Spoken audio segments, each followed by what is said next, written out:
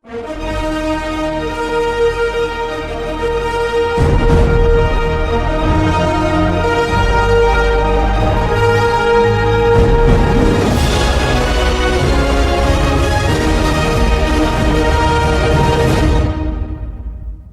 kecil, aturan emas kehidupan yang selalu kita dengar adalah berhematlah karena menabung adalah pangkal kaya. Kita menganggap aturan ini sebagai kebenaran mutlak yang tidak bisa didebat. Sederhana bukan? Jika satu orang rajin menabung, masa depannya aman. Jika satu keluarga berhemat, keuangan mereka stabil. Tapi pernahkah Anda berpikir, apa yang akan terjadi jika seluruh penduduk di satu negara kompak melakukan hal yang sama? Logika dasar kita akan menjawab, iya, negaranya akan jadi negara kaya. Tapi disinilah letak cacat terbesar dalam otak manusia.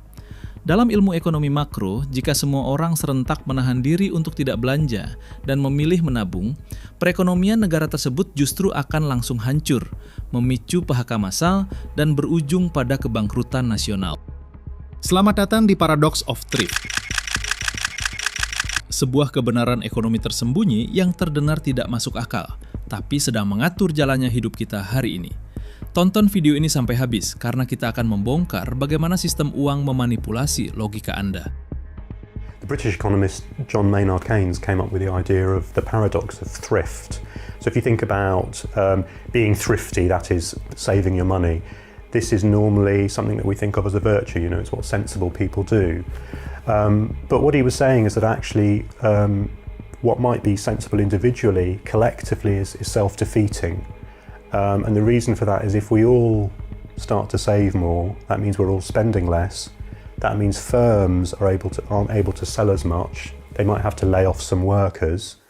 Those workers then don't have any money, and gradually the economy starts to slip into a recession, and then there's less income, so there's actually then less to save. So we've all tried to save more, we end up collectively saving less. Konsep gila ini sebenarnya bukan hal baru.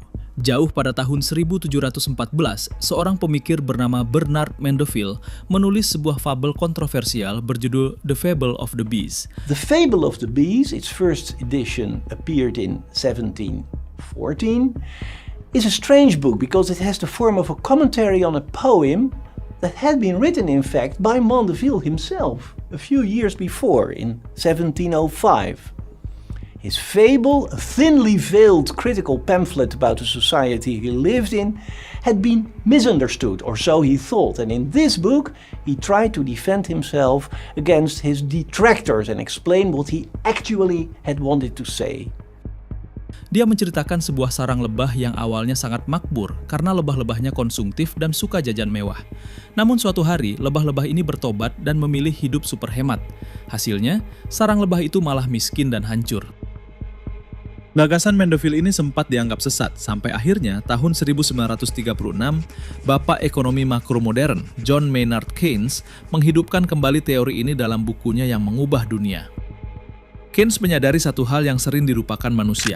Ekonomi tidak digerakkan oleh seberapa banyak uang yang Anda simpan di bawah kasur, melainkan digerakkan oleh permintaan agregat atau perputaran belanja masyarakat. Mengapa belanja begitu suci dalam ekonomi? Karena ada satu hukum mutlak yang tidak bisa dibantah. Pengeluaran Anda adalah pendapatan bagi orang lain. Mari kita bedah secara mikro. Ketika Anda mengeluarkan uang Rp20.000 untuk memberi secangkir kopi di dekat rumah, Anda tidak sedang membuang uang. Uang Rp20.000 itu menjadi pendapatan bagi pemilik kafe. Pemilik kafe kemudian memakai uang itu untuk membayar gaji barista dan membeli biji kopi dari petani lokal. Petani kopi menerima uang tersebut lalu memakainya untuk membeli beras ke pedagang pasar. Ini disebut aliran sirkular ekonomi. Selama uang ini terus berputar secara mekanis, semua orang punya pekerjaan dan semua orang bisa makan. Sekarang mari kita simulasikan efek dari paradoks ini. Bayangkan kondisi ekonomi lagi tidak pasti akibat krisis global. Anda ketakutan dan berkata, mulai besok saya stop jajan kopi, uangnya mau saya tabung buat jaga-jaga. Tindakan Anda sangat bijak dan rasional secara pribadi. Tapi, bagaimana jika seluruh masyarakat di kota Anda punya pikiran ketakutan yang persis sama? Hari berikutnya, kafe kopi sepi total. Karena tidak ada pendapatan, pemilik kafe terpaksa memecat baristanya karena tidak sanggup bayar gaji. Barista yang menganggur ini sekarang tidak punya uang lagi untuk beli beras di pedagang pasar. Pedagang pasar sepi pembeli, akhirnya dia tidak bisa membeli baju baru untuk anaknya. Industri tekstil bangkrut.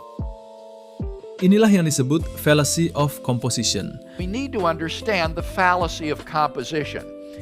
This is the fallacy of reasoning that because every part of a thing has a certain property, therefore the whole thing has that same property. Sebuah kesalahan logika di mana kita mengira sesuatu yang benar untuk satu orang pasti otomatis benar jika dilakukan oleh semua orang secara bersamaan.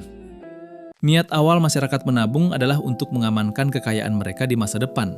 Tapi hasil akhirnya, pendapatan total nasional justru anjlok drastis, membuat kemampuan masyarakat untuk menabung di masa depan malah hilang total. Jika Anda mengira teori ini cuma ada di buku teks barat, Anda salah besar. Paradoks ini sedang terjadi secara real di Indonesia saat ini. Kita disuguhi berita pertumbuhan ekonomi makro yang katanya tumbuh meyakinkan di angka 5%. Aktivitas ekonomi dan koordinasi kebijakan memperkuat optimisme ekonomi Indonesia akan tumbuh di atas 5,5% year on year. Tapi anehnya, mengapa rakyat di bawah merasa nyari duit makin susah? Jawabannya ada pada pelemahan daya beli masyarakat.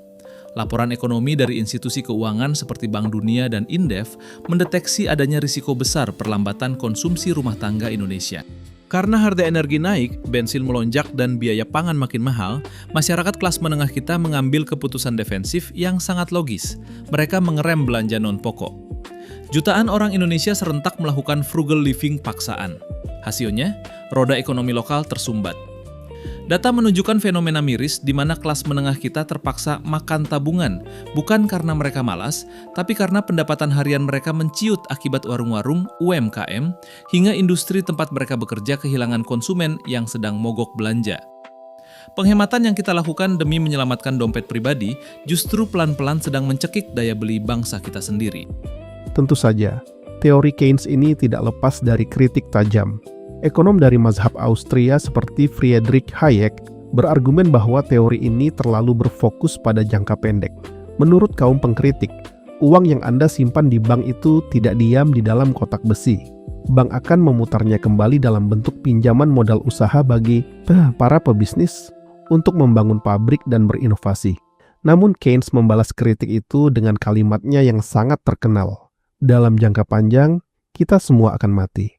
Jika di jangka pendek masyarakat sudah tidak punya daya beli dan bisnis gulung tikar seperti yang terjadi di banyak daerah kita sekarang, maka tidak akan ada hari esok untuk menikmati hasil investasi jangka panjang tersebut. Pada akhirnya, kita menyadari satu hal, ekonomi modern bukanlah ilmu eksak yang kaku. Ekonomi adalah ilmu tentang psikologi, kesadaran, dan saling ketergantungan antar manusia. Sistem keuangan kita hari ini didesain agar uang harus terus mengalir seperti darah. Ketika aliran itu tersumbat karena ketakutan kita, maka seluruh tubuh ekonomi akan mati. Paradoks ini mengajarkan kita bahwa untuk bertahan hidup di dunia modern, kita tidak bisa hanya memikirkan keselamatan diri sendiri. Bagaimana dengan Anda? Setelah mengetahui rahasia ini, apakah Anda akan tetap mengunci rapat uang Anda di bank, atau mulai mengalokasikannya dengan bijak demi menjaga roda ekonomi di sekitar Anda tetap berputar? Tulis analisis dan opini kritis Anda di kolom komentar di bawah.